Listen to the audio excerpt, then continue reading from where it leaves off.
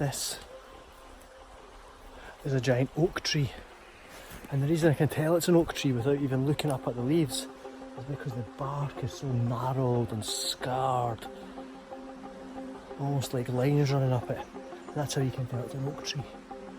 There's another oak tree. You can see the scarred bark on that one as well. But then further up here you see these trees here that have got kind of light coloured and smooth bark. One there, there's another one there. These are beech trees, beech. And you can also tell the beech trees because their canopies are so dense above. Usually the floor underneath them is devoid of any plant life. There's another nice beech tree just there. And the thing about the beech tree is because it's so smooth and light coloured, people are prone to carving their name into it. And it's built up this reputation, this folklore has been a tree of wisdom and words, probably because of that. There's a cracking beech tree there. So this is where things get a little bit complex, because this is an oak tree, like I said, with a gnarled bark. Then there's another tree standing next to it with a gnarled bark as well. It's a slightly different texture. And that's because this isn't an oak tree. This is an ash tree.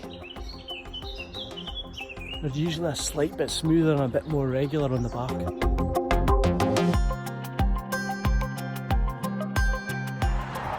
This tree here, the bark of this one is a more sort of red, scaly appearance.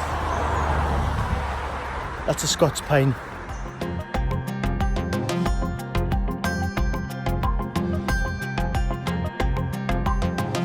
And the last tree is that one that I've just close up for you there. The bark's all gnarled and scarred, but it's not linear like the oak and the ash, it's just kind of random scarring all over it.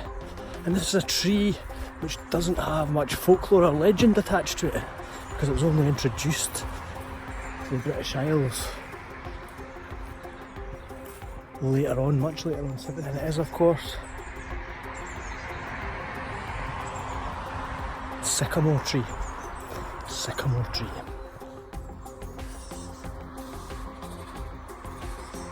This sycamore tree is just like a massive ecosystem, teeming with birds and insects. Of course, this is June, so there are easier ways to identify trees than by the texture of their bark.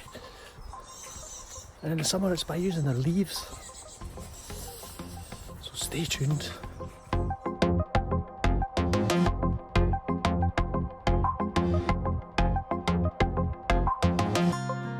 So if it is summer and you want to identify the trees by their leaves, it's much easier, and I'll show you how.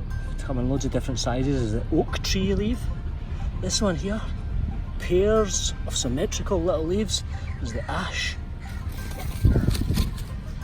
This one here, 5-pointed like a Canadian flag, is the sycamore.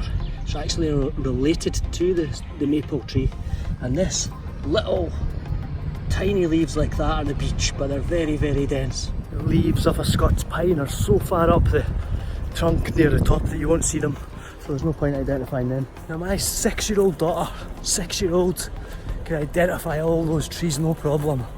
So if you can't get that right, you want to be asking yourself some serious questions. And I do just want to apologise because that was quite boring, wasn't it? But hopefully you learned something.